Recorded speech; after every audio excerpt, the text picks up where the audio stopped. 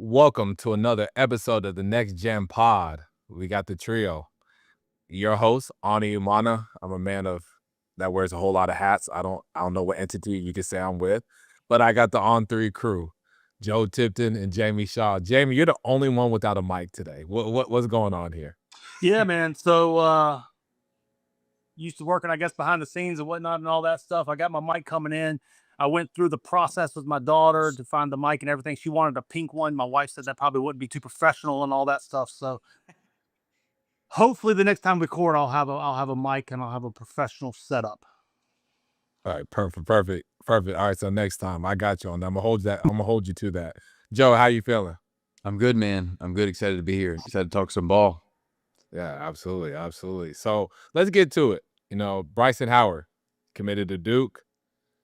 Tipton, break down what happened there. What led to him going to the Duke Blue Devils? Okay, so what's interesting here is just some background. Nobody knew, maybe you knew who he was, Ani, before May of this summer. Nobody knew who this kid was. He didn't have a high major offer. He wasn't ranked at all anywhere until, like I said, May of this year. And then his recruitment absolutely exploded, playing EYBL for pro skills. And what the interesting part about this for me is he's a son of an NBA player, and none of us knew who he was, at least nationally, right? Josh Howard's his father, played in the NBA for 10 years, former All-Star, and didn't even have a high major offer until this summer. So I think now Rivals has him ranked at number 11th nationally in this class. He plays his high school ball in Texas, and a lot of people early thought there might be a battle between Houston and the Texas Longhorns, and then there was a little bit of a shift there. And his dad, I believe, still stays in North Carolina, so it kind of came down to UNC, Duke, and Kentucky. And I think Duke, a lot, like previous in the past, once they lock in on somebody and really show them that they are priority, a lot of players have a really hard time turning down Duke, and the Blue Devils end up lucking out and getting a big commitment, and they're first in this 2026 class.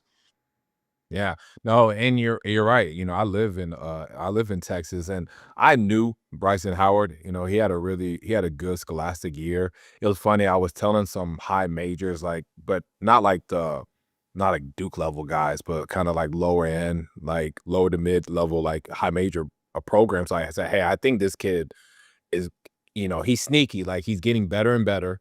I think he's someone that he'll make you look smart later, right? I was like, to me, he kind of reminds me, like, Josh Howard did multiple years in college till he went to the league. But I say it's like he's like his dad. Like, he's just gonna sneak up on you, and then all of a sudden you may see him be like a All-American or all conference guy. He may have a chance to be a pro. He's gonna make you look really smart. I had no idea, like, he was going to explode on the scene like he did nationally, and I just think that's a testament to him, just his growth, how he got better. And Jamie, talk about his fit with Duke and how he rose in the national rankings. I mean, what you say, he's 11 now? Mm-hmm. I mean, from unknown to 11. So just talk about how that process was. I haven't seen it in the decade plus I've been in this industry on the recruiting side of things. I haven't seen anything I think that I can even attest this to. Literally in May, we're walking into Memphis EYBL. He had a good Arizona, which picked up a little bit of momentum. But walking into the Memphis EYBL in May, still nobody really talking about him. But then all of a sudden, you had one high major watch on Friday, and then one became two became four became 8, and then all of a sudden by Sunday you have 10 to 12. Oh gosh, Josh Howard's kid doing this and this, and now everybody starts talking about it, and the legend just grew from there. He went from literally no offers in May, no high major offers in May, to choosing between Kentucky, Duke, and UNC. I mean, That's incredible. What an astronomical rise that was, and it was warranted. He is a high floor player. He's a 6'4" strong framed guard who can dribble, shoot, and pass to an advantage. He elevates the floor, people around him being able to fit into a lot of different roles. What really stood out to me playing on that pro skills team was the defensive side of the ball. Obviously, Josh Howard's kid, he's been in the all defense conversation for many years in the NBA. Bryson was one of the taller players on the team, guarding up and down the lineup. You would see different possessions where on the EYBL circuit, he would guard at the point of attack, switch down, and then be guarding on the block on the back end of the shot clock, and creating leverage and pushing his guy away from the basket. That's what really stood out to me. Then all of a sudden you watch him play a little bit more, you see the offensive capabilities. He's able to create an advantage off the bounce. He can knock down shots in space in the corner. He can be a secondary initiator playing in the pick and roll and making reads on ball as well. There's just such a robust game that he possesses, that he's able to fit into a lot of different situations. And I think that's the appeal at a program like Duke, who brings in a whole lot of one and done players. They had 5 guys that started for him this past year drafted.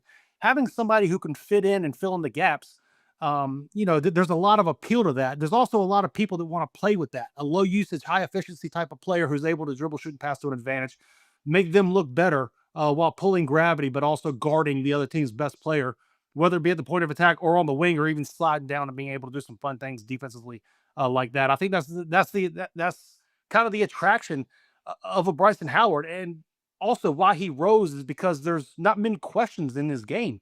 There's not many things. All he has to do is continue to tighten what he already has. The floor is high with him. There's some ceiling still left to go as he continues to tighten things up. But that was the massive appeal that came as to why he went from, in May, the step that he took of having a solid high school year to being on blue blood decision, come decision time. I think that's a big reason as to why. Yeah, and when you look at like Bryson, April, like you said, he had a good Arizona session. The point guard left, and then in May it became his show. And I think that was the first time we all got to see Bryson Howard be the man on the team.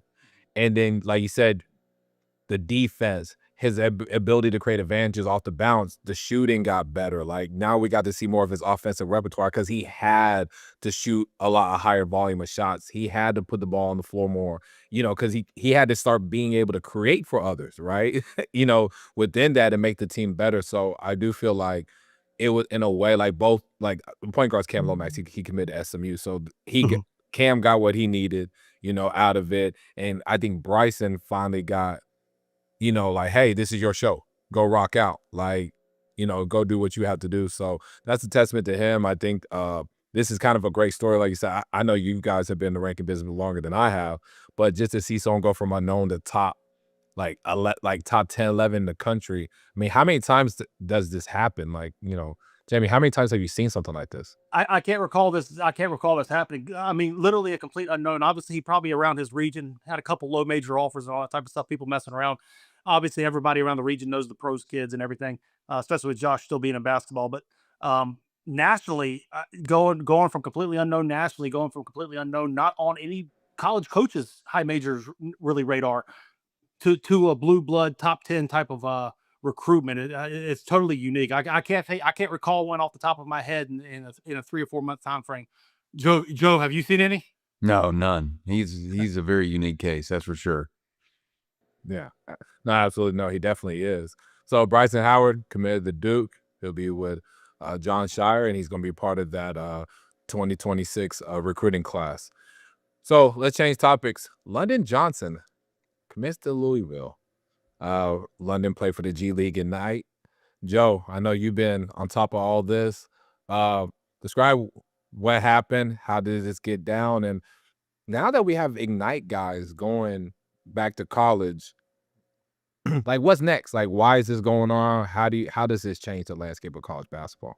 Yeah, it's really interesting. And there's so many points I need to hit on and how deep we need to dive into this. This may eventually need to be its own episode long term. But I think it all starts like pro players coming to college basketball. I think initially it starts with NIL because I think college basketball is now a professional league. And then we saw this past offseason all the international players that were playing pro in the Euro League and all over overseas coming over to play college basketball and getting NCAA eligibility. So obviously the NCAA is loosening its restrictions and rules when it relates to what is a pro basketball player. And I was doing some research on this, and a lot of whether or not a player is deemed eligible is how much money they made. And it has to be, quote, actual and necessary expenses. So, for example, the standard G League contract is a little bit over $40,000 a year. But the interesting part about London Johnson is he bypassed college. He had several, I think he was like a top 40 kid coming out of high school, class of 2022, 4-star point guard, right out of Norcross High School in Georgia. Back to my original point, he signed a 2-year deal with G League Ignite worth $1.1 million. Tell me how that is actual and necessary. It cannot be. So, It's not.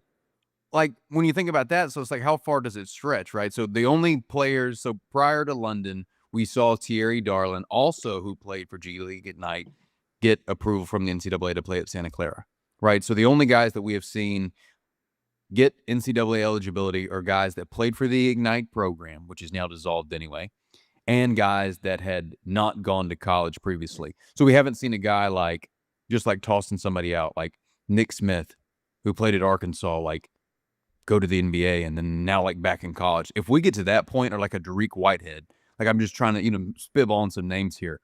Like if we get to that point, that's, to me, this is one of the most interesting stories in college basketball right now is we have literal pros coming over to play college basketball. It's definitely a fascinating time.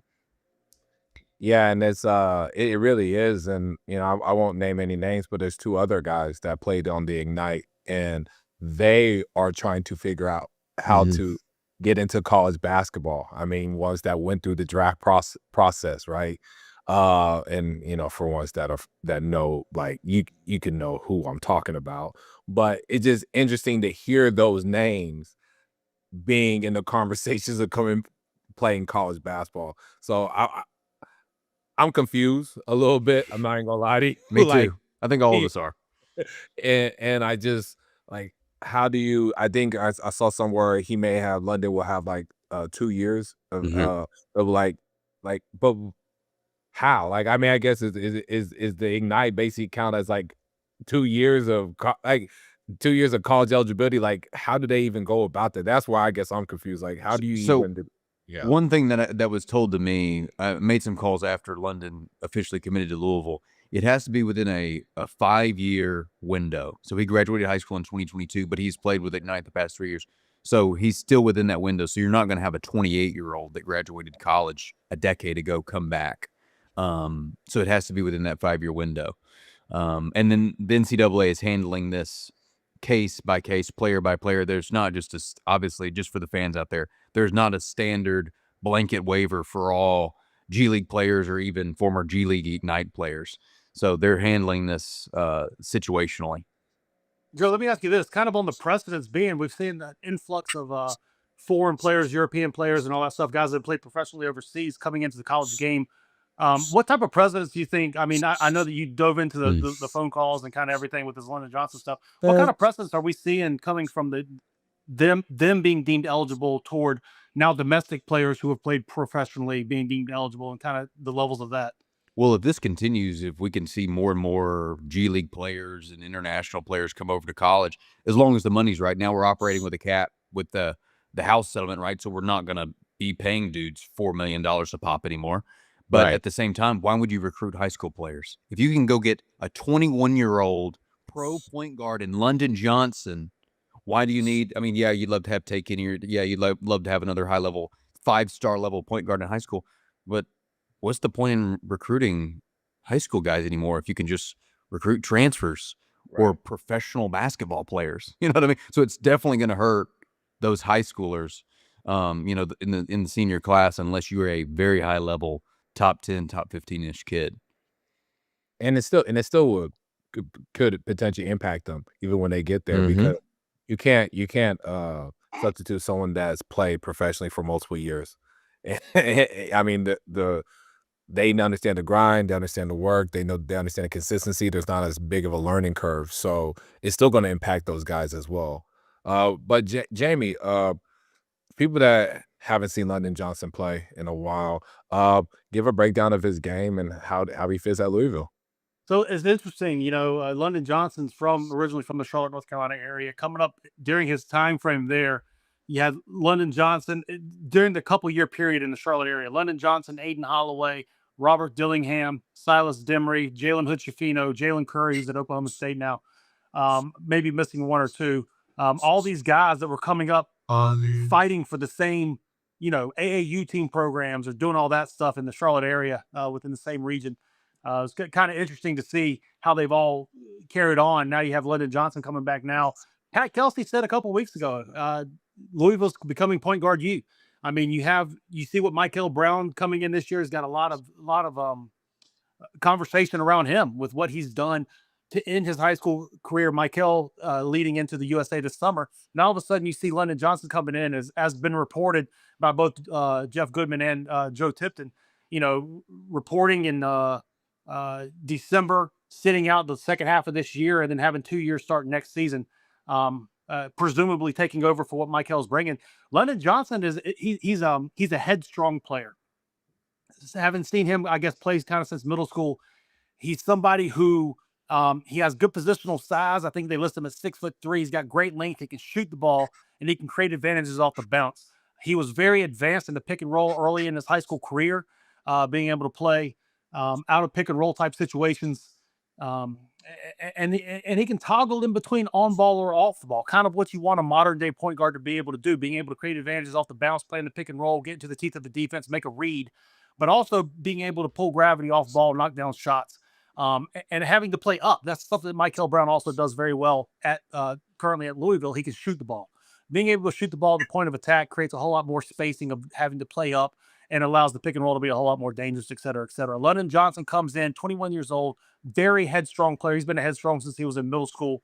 Now he's more filled out. He's stronger. He's been able to play in those different types of roles and systems. But what he'll bring Pat Kelsey is another guy at the point of attack that he can trust with the ball in their hands to be able to run the offense, be able to trust to make shots. As you know, with Pat Kelsey, his system, he loves being able to shoot, loves being able to take a lot of threes and play the percentages, rim twos and threes. Well, London Johnson adds into that, and being able to toggle in between the on and off ball at 6'3" with long arms and a physical frame. There's a lot to like to there. And to his credit, there's not, going from Michael Brown to London Johnson, similar style players, similar style frames and all that. There was a lot of conversation. They were in the running for Tay Kenny. They brought in Deron Rippey early and all that type of stuff. Well, he got a G League. He got a guy who was playing in the G League this past year, point guard U of what Pat Kelsey calls his university. And it's going to be very fun to see kind of what that looks like, Michael, this year leading into London Johnson this next coming year. Joe, any closing thoughts? I'm just mind boggled that we have G League players coming over to. I was already appalled this offseason when we got 22-year-olds that have been playing in Europe, suiting up and getting an extra 3 years in college basketball. Like, all of it is just like, what world are we living in? Like, mind you, I love it. Like, I don't give a shit that they're pros. Like, I like that it makes college basketball. I hate it for the freshmen and the high schoolers because I think it impacts them. For sure. But at the same time, I think it makes college basketball better. I mean, I've said it 100 times, and I'm sorry for beating this dead horse, but we have professional basketball players playing college basketball. Like, that makes the sport more fun overall. So it's interesting, man. It does make it makes the brand of basketball better. It does. And even college coaches, they would agree, they'll talk to us and they'll say, hey, look, they'll go to a high school event. They'll be like, man, this was rough, but this is why we want to get older guys and stuff like that. And not to, discredit high school players, because there's some really good ones. And we even seen, through these exhibition games, some guys, some freshmen that have been playing really well, but getting older guys that have played the season, they don't have to, there's not as much of a potential emotional roller coaster with it. Especially when you're getting pros from overseas or guys that have been through the Ignite or whatever. It does make for a better brand of basketball, but it does hurt who it does. But let's kind of landscape will adapt. The landscape always adapts. When they added the Sure. 3-point line, when they allowed dunking, when they bring in, red shirt seasons, and the landscape will always adapt and the market will adjust. Right. 100% it will. So, Jamie, you talked about Darren Rippey. Let's get So, reading combos. Yeah, so it's kind of shifting over to back on the recruiting side of things and everything. It's Deron Rippey has challenged all smoke. Everything that's been wanted this off season, this summer, he has traveled all over the world, let alone the country, to all the runs and he's taken on all comers and come out the other side, multiple MVPs. Success with that has been a recruiting period. He took an early visit Louisville this past year, very early on, as we just talked about. Miami, UNC, Texas, Syracuse, and Kentucky visits have followed. He's currently at Duke. Tennessee's next, and then on the 7th of November, NC State.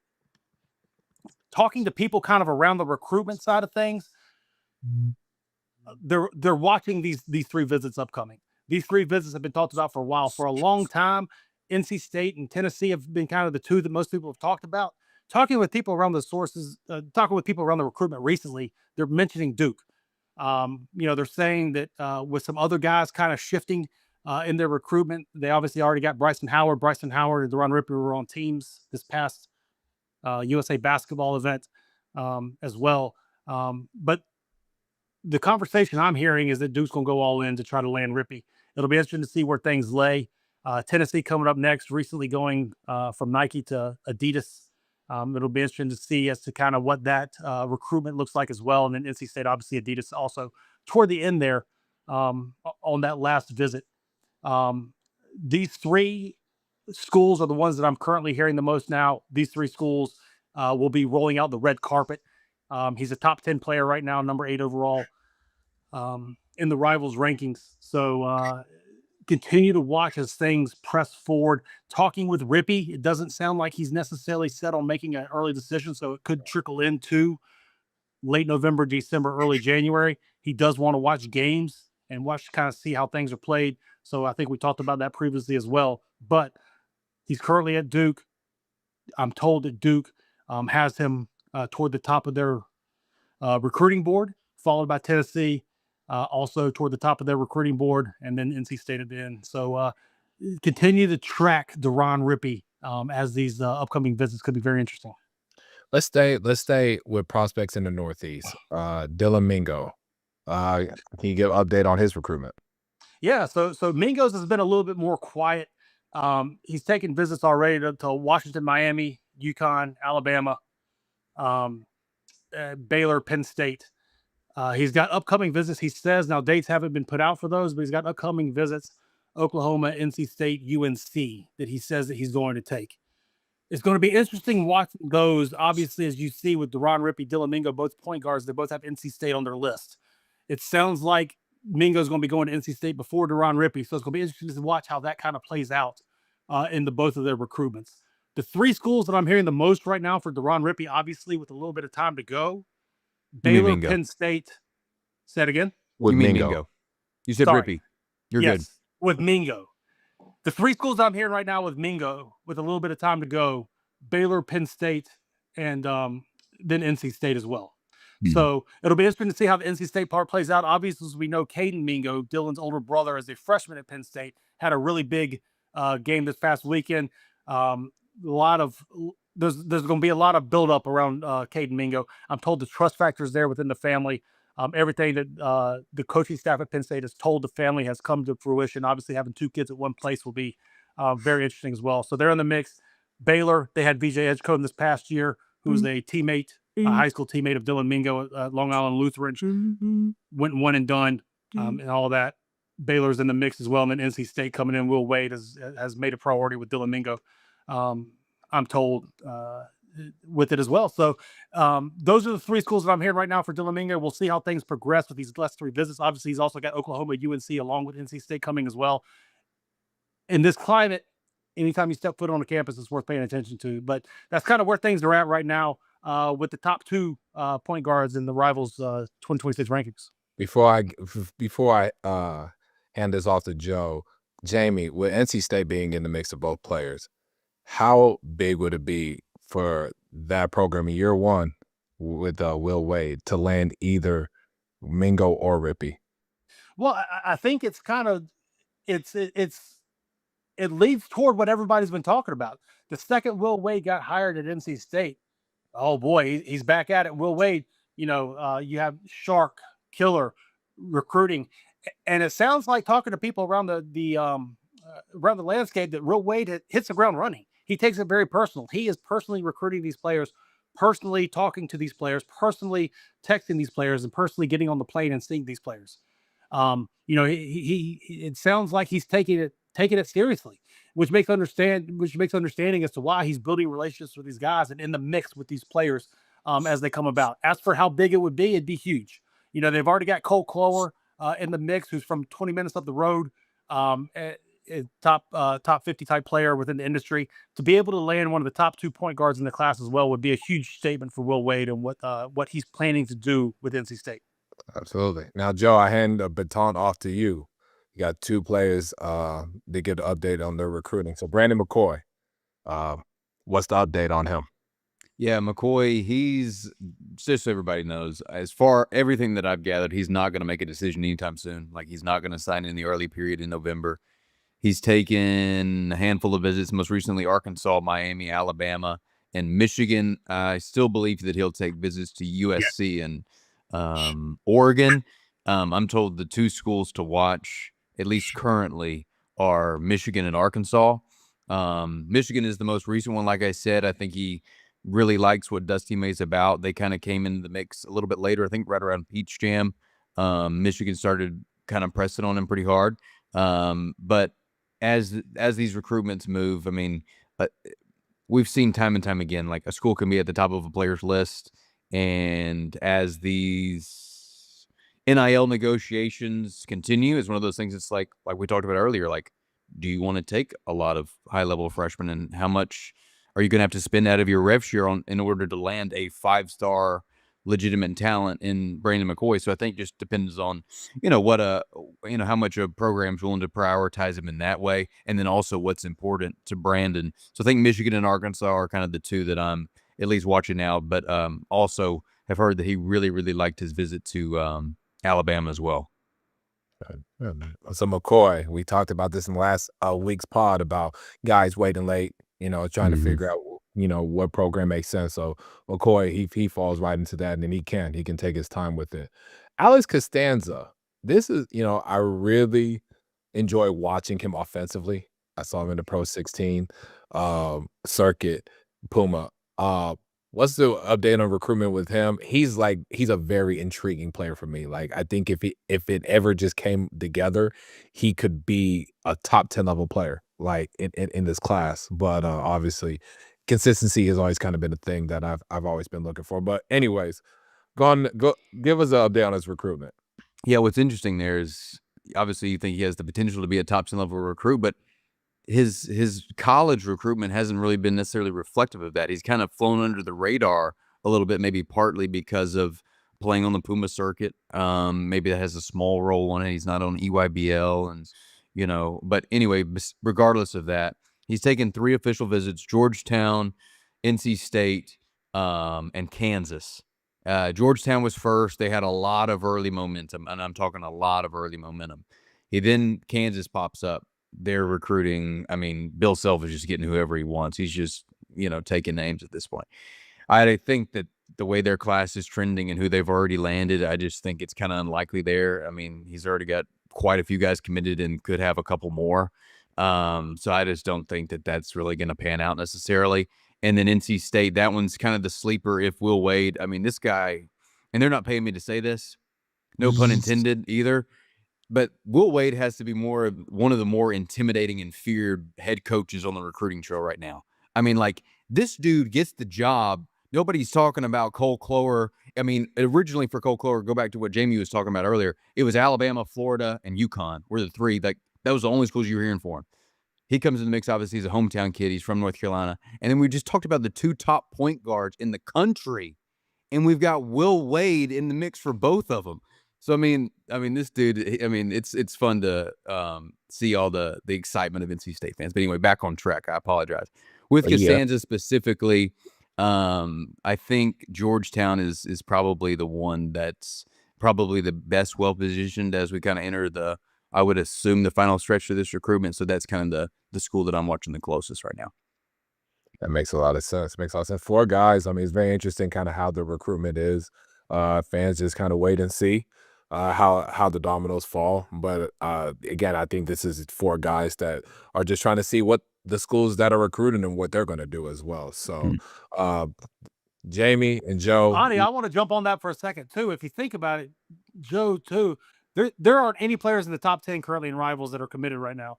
There's only one in the top 15 in Rivals and a handful of guys in the top 25.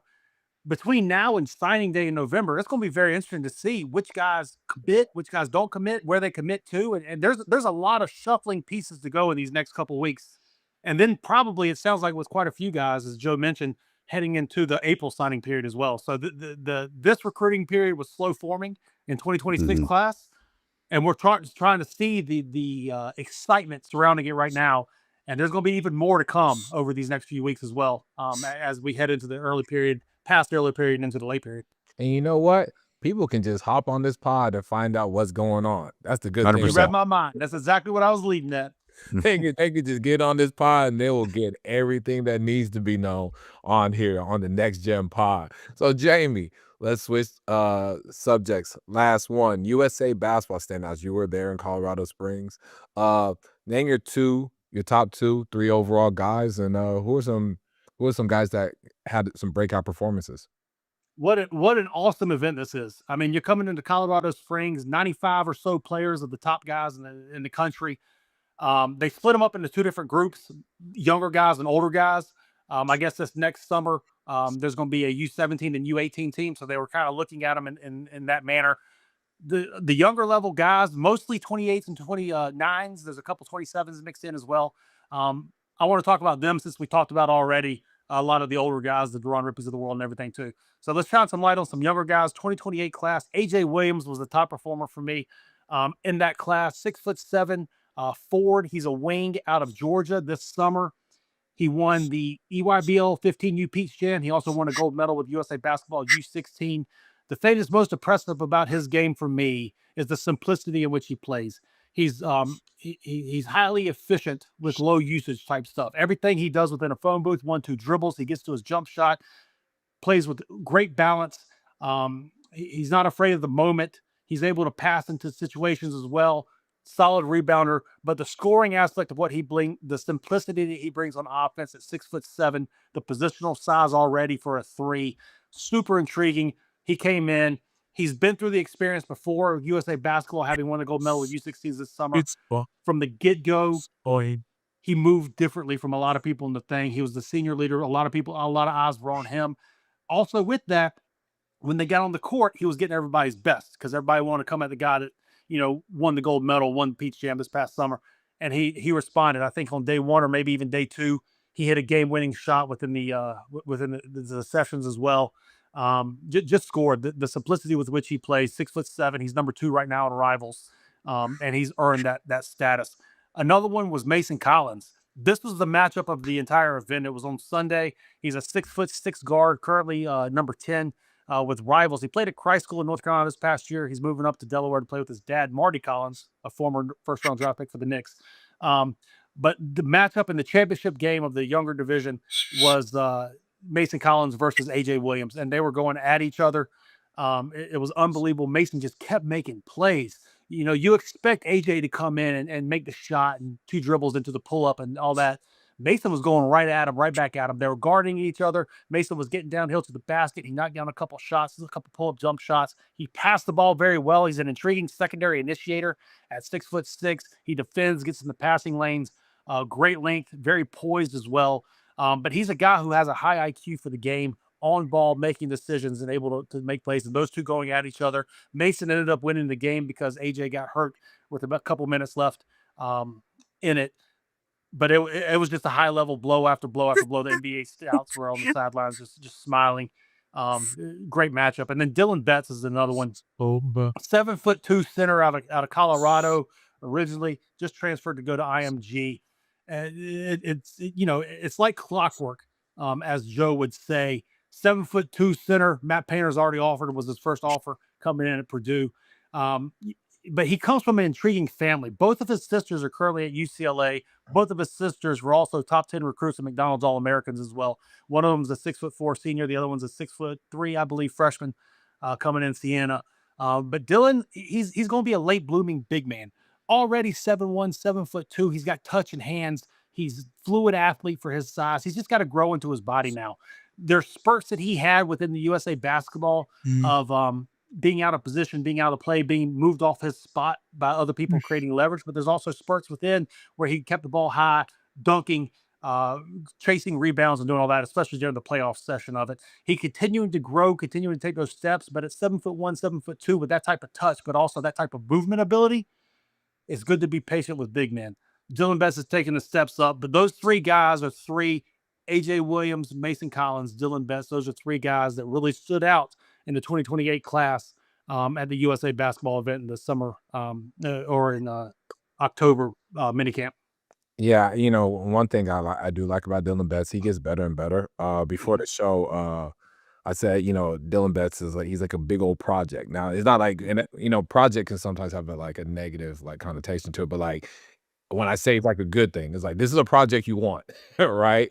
Yeah. Because he actually really has some pretty good feel for the game. He knows how to play. His dad played overseas Mhm. where he played professionally for a while too. So like comes from really good basketball bloodlines. I think his touch, the ability to play through physicality and contact is going to get there over time. But this is a really good project to have, and it is interesting that Matt Painter was his first offer. Like those are the type of bigs he takes, and then they become really really good college basketball players. So It's that's like a good. moth drawn to the flame. Matt Painter and 7-footers. Right, right. So it's good that he was one of your, standouts from the camp, and then AJ Williams. Me personally, I just feel like he's the best 2028 I've seen so far. I know the class is young. I know they're just sophomores, but I really have enjoyed watching him play and saying his game is simplicity. Like that's the perfect way to describe Mhm. him. It just does the right things and it just smooth and it kind of comes off effortless, but he's really playing hard. I love his activity level. So man, guys, this was a very good pod, episode 2. I'm really enjoying these. And I think the fans are too. And guys, we got a lot more content coming. So please make sure you are tapped in and subscribe to the Next Gen Pod on Field of 68, and we will talk to you guys very soon.